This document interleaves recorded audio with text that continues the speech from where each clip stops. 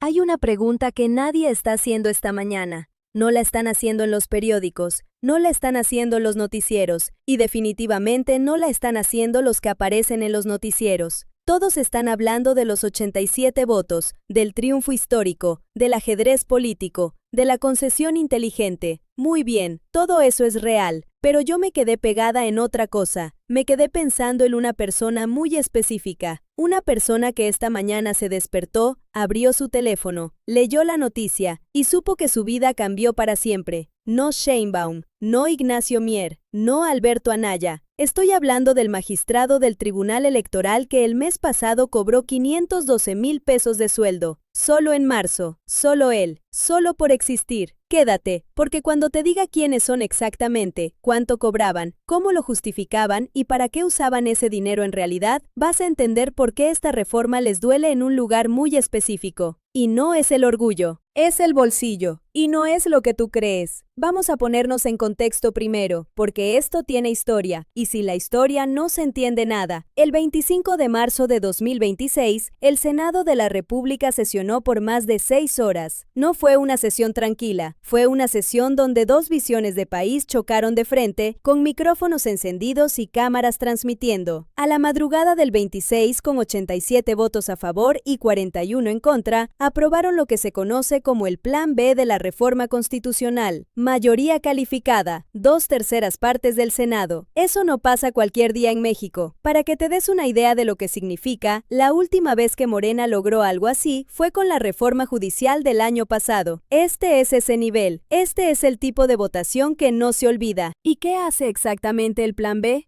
Dos cosas principales. Primero, recorta los presupuestos de los poderes legislativos estatales, los 32 congresos locales del país, con topes constitucionales que antes no existían. Segundo, toca los salarios de jueces federales, magistrados del Tribunal Electoral y consejeros del INE. Los pone por debajo del sueldo de la presidenta de la República, que ya de por sí es un sueldo acotado porque la propia Sheinbaum ganó 113,000 pesos al mes en su primer año de gobierno, más o menos lo que un magistrado electoral ganaba solo en bonos de fin de año, solo en bonos, no en sueldo base, en bonos. Y aquí es donde la cosa se pone interesante, aquí es donde nadie ha entrado todavía de verdad, porque cuando los medios cubren esta reforma, te hablan de los votos, te hablan de la estrategia política, te hablan de si fue o no fue un movimiento inteligente de la coalición gobernante. Lo que nadie te está contando con números concretos es quiénes son exactamente los afectados, cuánto dinero mueven y cómo ese dinero funciona como combustible de un sistema político que lleva décadas operando así. Eso es lo que vamos a hacer aquí hoy, y te voy a pedir que te quedes con una pregunta en la cabeza mientras avanzamos. ¿Cuánto de lo que pagas de impuestos cada mes estaba financiando todo esto? Escúchame bien esto. El Instituto Nacional Electoral tiene un presupuesto aprobado para este año de 24,800 millones de pesos. 24,800 millones. Para que te dimensiones eso, es más que el presupuesto completo de estados enteros como Colima, Nayarit o Tlaxcala. Para un organismo que organiza elecciones cada 3 años, no todos los años, cada 3. Y no es que esté todo ese dinero en urnas, en capacitación de funcionarios de casilla, en logística electoral. Una parte importante, una parte que jamás verás desglosada en ningún comunicado oficial del INE, va directo a los sueldos, a las compensaciones extraordinarias, a los seguros médicos de alta especialidad, a los fondos de retiro privados de sus consejeros. Los 11 consejeros del INE, solo 11 personas, y cada uno de ellos tiene garantizado por ley, por la propia Constitución antes de ayer, un sueldo que no puede ser menor al del presidente de la República, más prestaciones que incluyen seguro de gastos médicos mayores para el consejero y para toda su familia, fondo de ahorro, aguinaldo equivalente a 90 días de salario, no los 15 días que recibe la mayoría de los mexicanos que trabajan en el sector privado, 90 días, y una pensión vitalicia al retirarse, no 12 años de pensión, no 20, vitalicia, mientras viva, aunque viva 40 años más después de dejar el cargo. Un consejero del INE que tomó posesión con 45 años y que vive hasta los 85 puede recibir pensión durante 40 años, financiada por el erario, por tus impuestos, por los míos. Y eso hasta ayer no tenía ningún techo constitucional que lo limitara. Y eso lo hicieron con cara seria, frente a las cámaras, diciéndote que era necesario para garantizar la autonomía del organismo, como si nadie tuviera memoria. Ahora vamos al Poder Judicial Federal, porque ahí los números son todavía más escandalosos y tienen más historia encima. Los ministros de la Suprema Corte de Justicia de la Nación, antes de la reforma judicial del año pasado, ganaban en promedio 720,000 pesos al mes, 720,000 pesos mensuales. Para que lo entiendas en términos que puedas visualizar, eso equivale al salario completo de 180 enfermeras de base del IMSS en el mismo mes. 180 enfermeras, las que trabajan turnos de 12 horas, las que atendieron a los pacientes de COVID en los momentos más críticos, las que llevan años peleando por mejores condiciones laborales. 180 de ellas juntas no llegaban al sueldo de un solo ministro de la Corte. Con la reforma judicial del año pasado, lograron reducir eso. Pero los magistrados de circuito, que son los jueces del segundo nivel del Poder Judicial, y los jueces de distrito, que son los de primer nivel y que hay cientos en todo el país, siguen en rangos que van de los 180 a los 350,000 pesos mensuales, dependiendo del cargo y la adscripción.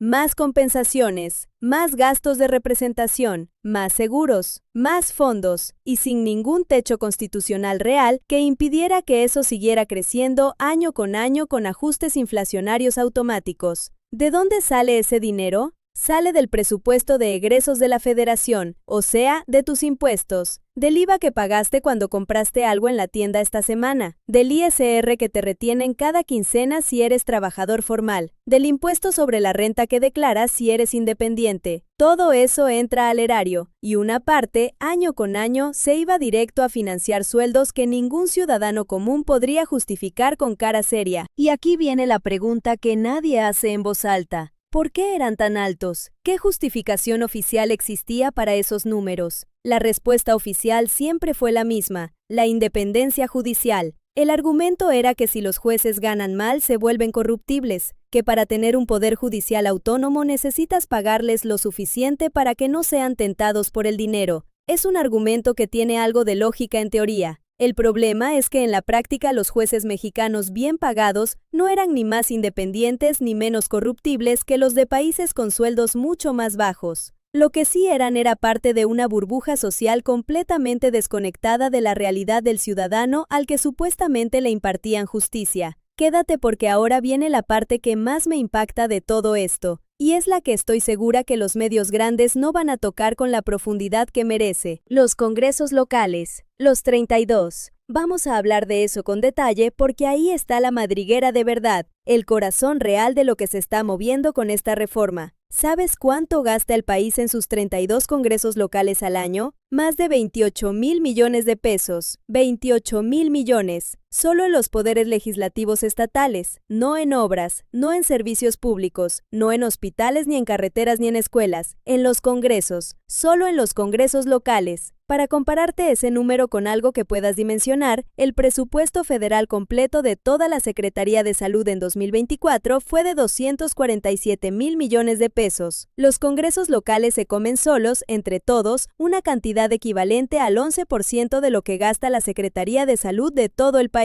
El 11%, en legislaturas estatales que en muchos casos sesionan menos de 100 días al año. Y eso sin contar las partidas opacas, los gastos de representación que no requieren comprobación, los viáticos que se aprueban y nunca se justifican, los asesores de confianza que en muchos estados, si te pones a revisar los organigramas con cuidado, resultan ser el cuñado del diputado, la prima del coordinador del grupo parlamentario, el compadre del presidente de la Junta de Coordinación Política. Escúchame bien esto, en el Congreso del Estado de México, que es el congreso local más grande del país, un diputado local cobra en promedio 147,000 pesos al mes. 147,000 pesos. Y hay 75 diputados, solo en ese estado. El Congreso del Estado de México tiene un presupuesto anual de más de 1,100 millones de pesos para un congreso local, con 75 personas elegidas. Eso da más de 14 millones de pesos por diputado al año, por aprobar leyes locales que en su mayoría son iniciativas que manda el gobernador y que el Pleno vota de manera casi automática en cuestión de días, a veces en cuestión de horas. Y eso lo hicieron durante décadas décadas sin que nadie en la Constitución pudiera decirles que no. Eso es lo que cambia hoy, pero hay algo más. Hay algo que está detrás de los números y que es mucho más importante entender si quieres comprender por qué la oposición peleó tan duro anoche. Y no lo hicieron por principios, lo hicieron por supervivencia. Esos congresos locales no sirven solo para legislar. Esa es la función oficial, la que te dicen en los libros de civismo. La función real, la que opera en la práctica política de todos los estados del país, es otra. Sirven como estructura de empleo político para los operadores de los partidos, como caja de resonancia del poder local, como sistema de recompensas y lealtades que mantiene unida a la clase política de cada estado. Te explico cómo funciona en la práctica. Cuando un partido gana una elección de gobernador, el nuevo gobierno llega con una lista de compromisos. Hay gente que trabajó en la campaña, que puso dinero, que movió votos, que operó políticamente durante años.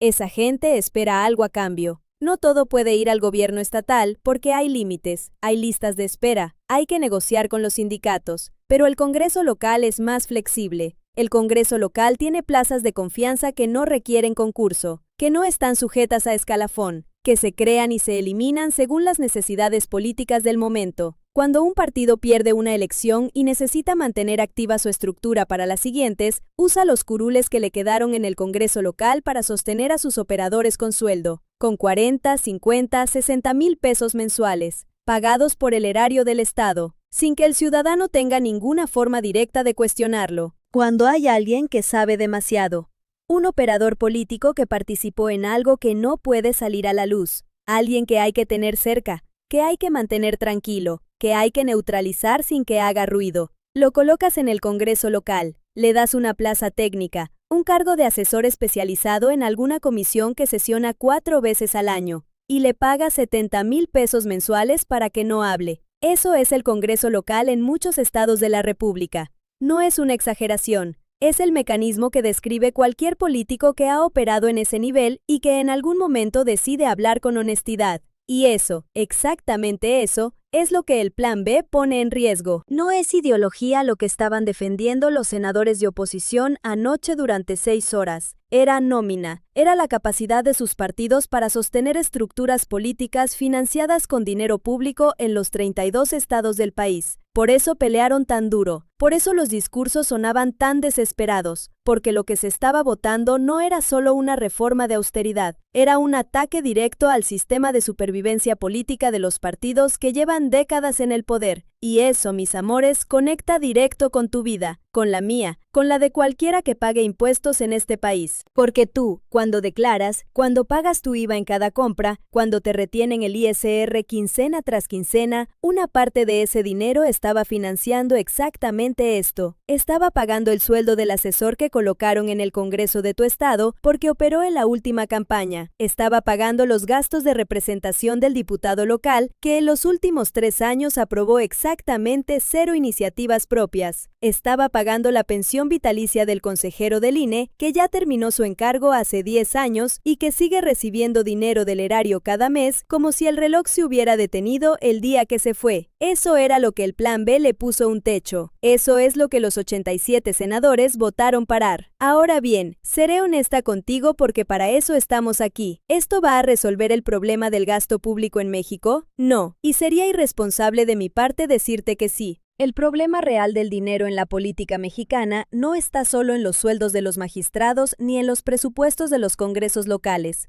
Eso es importante, eso mueve miles de millones, pero no es la punta del iceberg, es la espuma del mar. Lo que está debajo, lo que realmente mueve el dinero en la política de los estados, son los contratos de obra pública, las concesiones, las adjudicaciones directas que no pasan por ninguna licitación real, los convenios con empresas fantasma. Eso mueve cifras que hacen ver pequeños todos los sueldos que discutimos hoy, y eso no lo toca el Plan B. Eso requiere otra batalla, una batalla que todavía no ha empezado. También hay que decir algo incómodo sobre los jueces. Hay estudios serios de organismos internacionales y de universidades mexicanas que dicen que bajar los sueldos de los jueces sin reformar el sistema de carrera judicial, sin crear mecanismos reales de control y evaluación, puede tener el efecto contrario al que se busca. Un juez que gana poco y que no tiene garantías de permanencia puede ser más vulnerable a la corrupción, no menos. Eso no lo inventé yo, Lo dicen los datos de países que lo intentaron sin hacer el trabajo completo. Hay que decirlo, aunque incómodo. Lo que sí es innegable, lo que nadie puede quitarle a lo que pasó anoche en el Senado,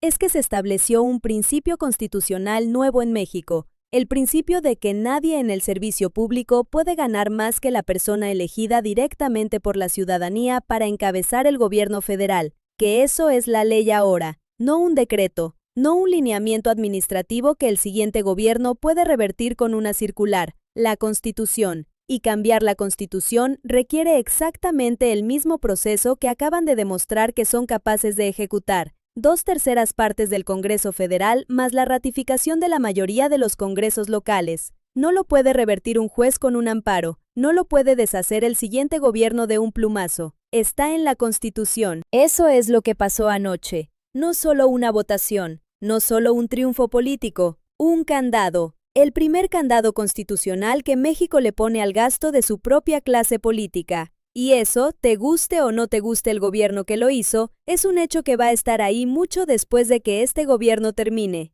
Ahora dime tú, porque quiero saber lo que piensas de verdad, sin el lenguaje de los comunicados, sin la diplomacia de los que tienen algo que perder. Déjame en los comentarios lo que piensas. ¿Crees que bajar los sueldos de jueces y magistrados es un acto de justicia o es una forma de controlarlos? ¿Crees que los congresos locales van a encontrar la forma de compensar el recorte con otras partidas? Sin filtros, sin diplomacia. La próxima semana vamos a entrar en algo que ya está pasando y que casi nadie está cubriendo todavía. Los congresos locales que en las últimas 48 horas ya empezaron a mover piezas para compensar el recorte que viene. Nuevas partidas disfrazadas de gastos operativos, nuevas categorías de asesores, nuevos convenios con organismos que no existían hace un mes. Porque la creatividad para defender el presupuesto propio no tiene límites cuando el presupuesto propio es la fuente de poder. Te cuento cómo funciona ese juego y quiénes son los primeros que ya lo están jugando. Hasta la próxima.